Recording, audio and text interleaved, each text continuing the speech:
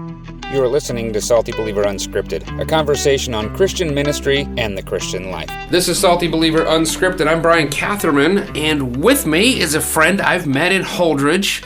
It's been a tremendous blessing. Doug Reed from Possibilities Africa. Doug, introduce yourself for us. Hi. Yeah, Brian, this is an opportunity that I value, so thank you for letting me just sit down and chat with you a little bit. But my name is Doug Reed, and I'm Managing Director of Possibilities Africa USA. And prior to that, I was a pastor for 21 years. And then prior to that life, I was a farmer for 10 years. So I kind of... And I'm in your office. And you're in my old office. I was in this office for 21 years. And I've been in it for 7 months. It looks better than when I had it. So, but no, it's been really fun. I enjoyed being a pastor. For that matter, I enjoyed being a farmer too. But really felt God called me into more of a mission role, and that's with Possibilities Africa. Is something I've been able to invest more of my time and energy in, and spreading the gospel around the world. That's fantastic. I have some big questions about sort of maybe shifting trends in mission work, or maybe things our listeners have probably never really thought of because we're not in those circles. Yeah. But you are, and I thought I've heard some rumblings and some conversations, and I thought if I'm going to ask anybody, I'm going to ask Doug.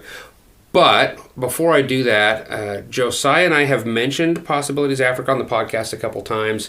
We've seen some things. We're really interested in what you're doing, but I'm guessing most of our listeners haven't. So just give us in a nutshell, like what's Possibilities Africa, and how is it different than probably the majority of the mission type organizations that are out there? Yeah. So my role here at the church prior to this job was mainly, my thing I enjoyed was missions and being a missions pastor. And so I got exposed to a lot of different missionaries around the world, and God is using all kinds of people in all kinds of ways. But what I love about Possibilities Africa is started by a Kenyan. And a Kenyan. Okay. From Kenya, Africa. And it's a remarkable story. He's just his name is Martin Samuyu. And he was able to come over to the United States and to get a master's at Moody. He got another master's at Biola. But his whole desire is to go back to rural Africa and make a difference in rural African churches by training pastors who have a calling from God, have a church, but they've never had any opportunity to have any formal training. Right, okay. And so that just resonated with me. And so we're currently in 8 countries. All of our staff in Africa is born and raised in the country they serve in. Mm-hmm. And so it's they know the language, the culture, and it's just, it's really a cool ministry. That's outstanding. What's the website for people to find it? Well, I want them to go to our website. We have a website here in the United States, and they have one there, but www.usapossibilitiesafrica.org. Okay. Possibilitiesafrica.org. Also, you guys do a podcast. Yeah, USA. Oh, Possibilities. USApossibilitiesafrica.org. Wow, I got that wrong. USApossibilitiesafrica.org. Yes. Okay. And you're the only full-time guy in the U.S., right? I'm the only full-time. We have one part-time gal who's doing creative, our creative director, doing an outstanding job. But yeah, just the two of us. And then everybody else is in Africa. Everybody else in Africa. And the goal is to train Africans to reach Africans in Africa. Exactly. Okay, that's outstanding. That's why I like it. That's what I've enjoyed sort of seeing that. But that is also why I wanted to have you come chat, because, I'm hearing, I did church planting and indigenous mission work in the United States, in the mission field, that sort of thing. Even in those circles, these little rumblings were coming. But now that I'm here and I'm talking with people about going on mission trips, talking about overseas stuff, the rumblings are different than what I remember when I was a missions pastor many years ago on staff at a church, and it's just it seems different to me. Things are being said like. Or questions are being asked, like, is this the best use of our funds, putting all these people on a plane, sending them over for a week, bringing them back? Wouldn't it be possibly more effective to bring someone over, maybe like Martin, train them up, house them for 2 or 3 years, then send them back, rather than sending all this money to somebody in the field? These are the kind of questions, and I haven't had the opportunity to really think through, what I'm missing, the value of that, and I just wanted to is it a paradigm shift? Are you seeing a paradigm shift in the world of missions right now? Well, that's a great question. And I think the answer is a soft yes. A soft yes. A soft yes. How's that for a firm answer? A soft yes. Okay. Soft yes. That's what you're seeing, though. That's what I'm seeing, though. Yeah, and I think I want to be careful not to put God in a box, right? Because obviously God does and can use anybody that He puts His mind to. And we have biblical examples of that. Yeah, let me give you an example of the Apostle Paul. I mean, the Apostle Paul was someone who he wanted to go and be a pioneer for the ministry. One of the verses that comes to mind is Romans 15:20, and it says, "Thus I make it my ambition to preach the gospel, not where Christ has already been named, lest I build on someone else's foundation." And so he had this desire to go where no one else had gone before. Yeah. So they weren't going, to Corinth and getting a guy and bringing him back to Jerusalem to learn and train and then send him back to Corinth. Paul just went there. He just went there. Yeah. Okay. Yeah. And so there's a place for us to go to countries that have never heard. I mean, like, who are you going to go train there? They're like in Africa, where we currently work, there's believers, pastors that are Christians that have a little bit of knowledge. And so for us to train them, it's just really cost effective, and it's very, very effective overall. Because you can do it where they live. Where they live. Yeah. And sometimes when you bring them, it's not, I mean, Martin, for example, when he came over, it's not wrong to bring somebody over here, but a lot of times they don't go back. Right. They end up they connect, they form networks. That's the same problem in church planting. Yeah. That was the problem we had in Utah. You'd send people off to seminary, then they'd never come back to Utah. Yeah, and that's not wrong.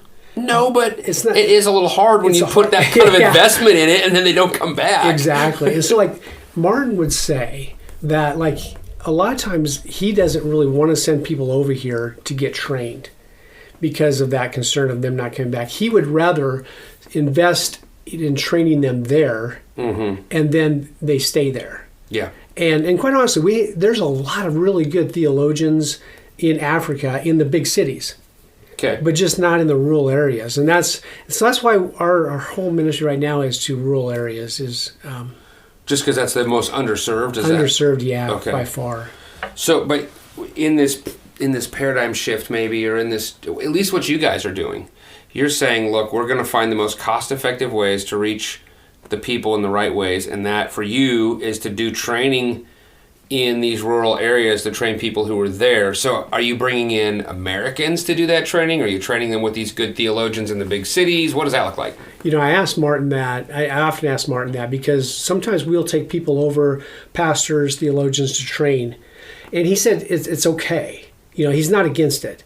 But he said sometimes when we leave, we use illustrations and things that after we leave, they have to explain what they were. Oh, right. This is what he meant when he said this or this. There's still contextualization problems. Exactly. Now, now, again, not wrong.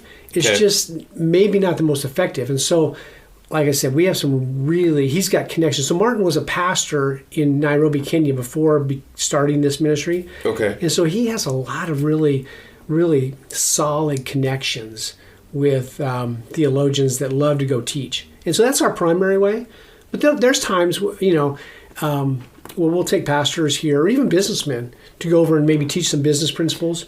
Okay, because they're starting, that's a part of what you're doing, so get them to start businesses. I didn't really explain the whole thing of what we do. So one is train pastors. Yeah. And the second thing is we help these pastors, leaders start small businesses to support their families. They're so poor. There's a misconception or wrong teaching in Africa that pastors can only be pastors. They can't have any other income from anything else. Oh, really? And so no bivocational anything. No. And what the reason is they want them to focus. I think the intent was good. They want them to focus on being a pastor, but that doesn't work in a third world country where the average person lives on less than $2 a day. Well, it doesn't even work we're in rural Nebraska, and a lot of these very small towns. My son and I just drove through a very small town north of here, and there's like 3 churches there. There's a school. There's really there's not even a grocery store. Yeah. So that pastor probably is also a farmer or something. I don't know how they could. That's just a situation, right? Well, go back to the Apostle Paul again. He was a tent maker. At times. Sometimes he was fully supported. Sometimes he had to do that. So he got both. Yeah. And so there's nothing wrong. Yeah. Biblically wrong with having a job and then being a pastor, but then having a little income to support your family. Yeah. Because like a lot of these pastors, when they feel God calling in the ministry, there's this mourning process of, man, we're living in poverty. And then even the extended family is kind of mourning it because they know we're going to have to support this pastor because he can't have any other. Man. But these businesses that we help them start, they're micro businesses. They're a cow, they're a garden, sewing machine. So they can still be a full-time pastor, but it just provides, they can put food on the table. So in our culture, it's kind of like having a side hustle. Yeah. A little side gig of just some kind. Something, yeah. To keep the food on the table. The third thing we do is we challenge them to educate the next generation. Okay. And value children. The mortality rate in Africa is extremely high. A lot of times children are not named until they're a year old. Because they die? Because they die. Oh, man. It's really sad. But yet sometimes children aren't invested in like they are here. And so we really believe that the next generation, so both, we need to train them spiritually and just educationally. And so those are the three things. Training pastors, helping them start small businesses, and educating children. Okay, so the concept then, and correct me where I might have this wrong, the idea then is if you train up the pastor will then teach biblical principles and Christianity and do the evangelism and all that so that the church itself is taking care of the widows and the orphans and helping instead of, it's going to sound like a big judgment statement. Maybe it's deserved, maybe it's not. Instead of bringing over, 15 Americans to build an orphanage and then leave it, and then go, you're saying, no, you want to have the church doing that work more so than people coming in from outside to do that work. Yeah, exactly. I think, Brian, it's just, so you nailed it, and I want to re-say it again. So we teach the pastors, knowing that we can't teach everybody. Like we only have 22 staff in Africa. But we train pastors, and then they're required to be a part of our 2-year program. They're required to go back to their churches and teach the congregation what they've learned. Oh, okay. So Bible, theology, help start small businesses. Right. So this multiplication process is happening. And that's just so important. And like it was fascinating. One of the pastors we met, he felt so bad that he hadn't been able to get licensed for an orphanage to bring in like lots of kids. And then we met another pastor who he brought in like 4 or 5 orphans into his family. Oh, like just took them in. Just took them in. Okay. And really, the more we thought about it, what a great way just to live a family life instead of an orphanage. Yeah. Now orphanage isn't wrong. Right. And so a lot of times. And then more people in the church start thinking like that, and then pretty soon it's hey, different thing. come live with us. Instead of having this big orphanage. And so that's one of the things that we teach is what about, these orphans, just bringing them into a family. And well, so I heard this thing, and it really struck me. I went to the Possibilities Africa banquet this year, and Martin was there, and he had said, everybody wants to donate Bibles and give Bibles to the people in Africa. And I thought, man, that sounds great. And he, having the context and the understanding, said, no, we sell them a Bible for some amount of money because there's a handout culture that I say we, maybe Americans, maybe Westerners, but there's been this whole concept of, we've just trained everybody to take a handout. And he's saying we have to teach them to think differently because he's in the context. Mm-hmm. And so really what you're saying is, it's good that we want to help, but maybe we're not helping well.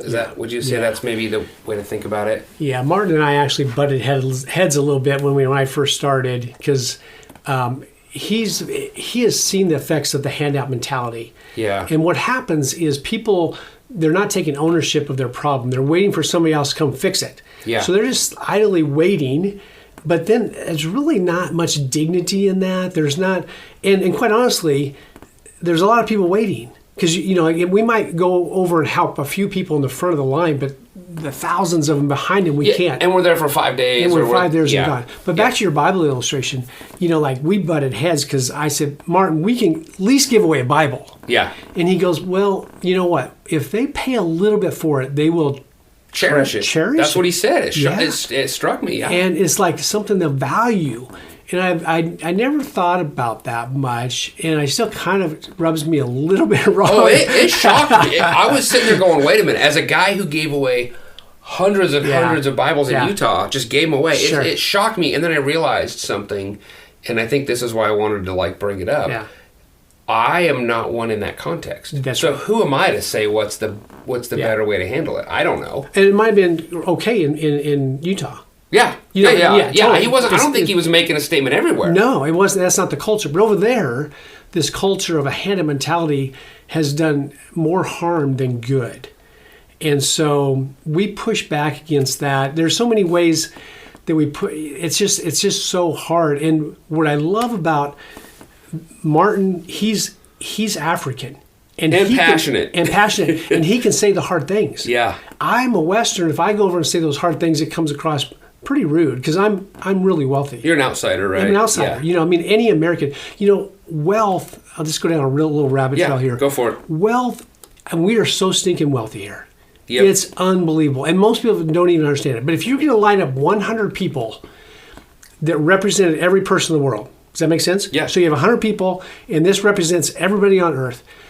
United States, Western United Statesers would be number 99 and number 100 in this, and the average which is funny because people in the West are like, the one percenters and blah blah blah. Yeah, all of us are the one percenters. Exactly. So it's and so when we go over there, there's this expectation of we're going to give them things. Yeah. But it's really been a harmful thing. Even some, very good intentions of, so let's send over some clothes. Yeah. Sometimes they get these, shipping containers full of clothes.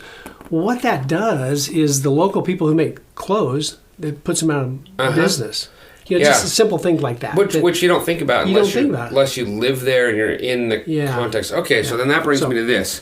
That's probably be about all we have time for, but does this mean we shouldn't be sending people over on 1 week mission trip? What would you say to the person that says, if it's not going to be that valuable, then we absolutely shouldn't do it, or should we do it? What do we do with that? Yeah, this is a great question. When I was here at the church, I took people on mission trips all the time, and really around the world. And so there's value in it, but I think it has to be really strategic. My main goal in taking someone on a mission trip is to first and foremost not to hurt the gospel and not to screw things up for them. Then to come alongside somebody who's going to be there. I'm not called like Paul was, I think, to be a pioneer missionary. Just go where there's nothing. No, that's not my calling. My calling, I think, is come alongside somebody who is. And so I think if we go, the other wrong thinking is going as, we're the great white American. We're going to fix all your problems and you need everything we have. It's kind of like Reagan's quote, I'm here for the government and I'm here to help, or something like that, No, I think we need to go as a learner. Yeah. And we go, what can we learn from you? And we have a lot of money, but you know what? There's a lot of people in third world countries that have happiness that we don't, or satisfaction that we don't. Yeah, or even spiritual, connected to the Holy Spirit in ways that maybe we're not. So we can learn from them, but it's a mutual back and forth. Mm-hmm. And so there's a place for it, but I think it has to be really thought through well. And there's also a value to some of our best supporters of Possibilities Africa are the ones who have gone on mission trips. And saw it. They saw it. It works. Or you went on a short-term mission trip, and that's what gave you the heart for mission work, right? Well, it is. Can I tell that story real quick? Yeah, I think so. So, back in 1987, which you were not too old. I was young. You're old, Doug. I'm old. I got gray. If you can only see my gray hair. So I went on a mission trip with Campus Crusade for Christ, now called Crew. Yeah. And I went to Africa, went to Kenya, and we showed the Jesus film, which is a great tool. God used it tremendously. And we showed it to lots and lots of people. And there was a team of 5 of us and lived in a village where had no running water, no electricity. But just our team of 5 people, we saw over 4,000 people come forward to raise their hands. Because you do some kind of an invitation to receive Christ. Receive Christ, yep. But my big concern was I would see these pastors and they had no training. I said, who disciples these people? What happens now? And how many times did they raise their hands? Yeah. You know, I mean, and so I thought at that time, I was 20, probably 2. I said, we need And you're a farmer. And I'm a farmer. I mean, like... I'm a farm kid. Yeah. But I said, we need to train these pastors. But the thing was, I didn't know the language. I didn't know the culture. I didn't have a seminary degree at the time. Yeah. I didn't know what to do with that. And so fast forward to 2019, I hear about Martin Simeou, and he's training pastors. Yeah. And that's what fires my motivation, is something God used a long time ago. You had been you had gone on a mission trip. And it's hard to say, let's throw the whole thing out. You can't. It does stuff. Yeah. Right? It does. I took a team, before I ever planted a church, I took a team of young people to a missions week at Gateway. Back then it was Golden Gate Baptist Theological Seminary. And they did like lecture stuff on missions, and then you went out and did these firsthand things.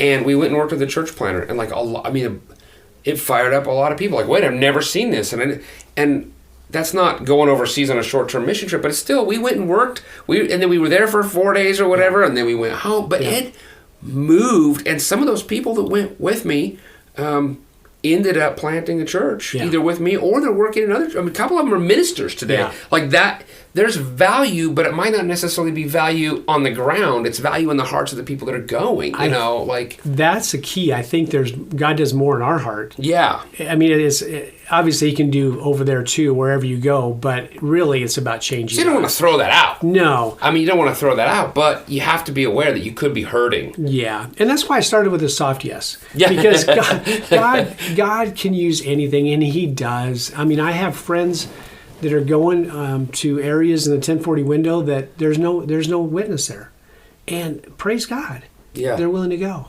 Which hard. I mean, that's hard work, right? And we need to be praying for it, because it is not easy. I mean, it is hard work, and sometimes very, very little fruit, but they're still where God calls them. Right, and that we've got to be faithful. Yeah.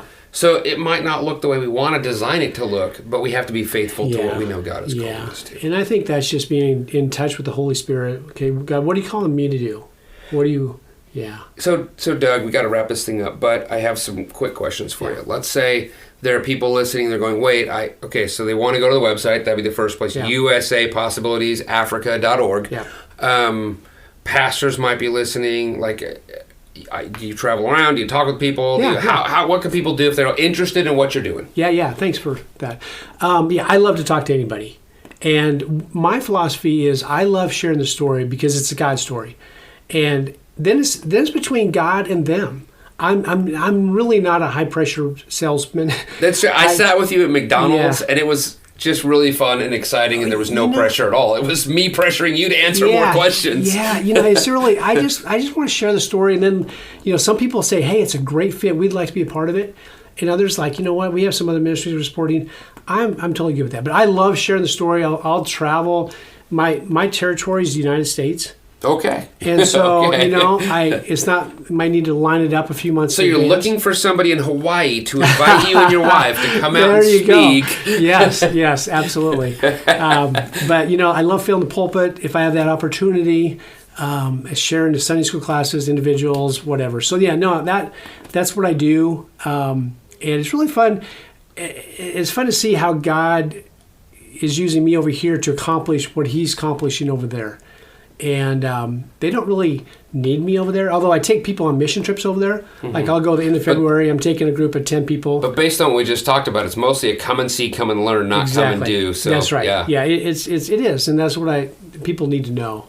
But that's, and I don't know how quick we need to wrap this up, but there's a quote from John Piper. I was actually thinking, I saw you pull that out. Let's just leave our listeners with that. Okay. Let's just let them meditate on that. I love this quote from John Piper, and it's from the book Let the Nations Be Glad. He says, missions is not the ultimate goal of the church. Worship is. Missions exist because worship doesn't. Worship is ultimate, not missions, because God is ultimate, not man. When this age is over and the countless millions of redeemed fall on their faces before the throne of God, missions will be no more. It is a temporary necessity, but worship abides forever. And I just want to finish. I'll finish my part with this verse in Revelation 7, 9, and 10. It says this, "After this I looked, and behold, a great multitude that no one could number, from every nation, from all tribes and peoples and language, standing before the throne and before the Lamb, clothed in white robes, with palm branches in their hands, and crying out with a loud voice, 'Salvation belongs to our God who sits on the throne and to the Lamb.'" That is so good. Doug, thanks for being here. And to our listeners, thanks for listening. Till next time. Thanks for listening. Salty Believer Unscripted is a production of SaltyBeliever.com. Visit the website to find more resources like the podcast you've just listened to.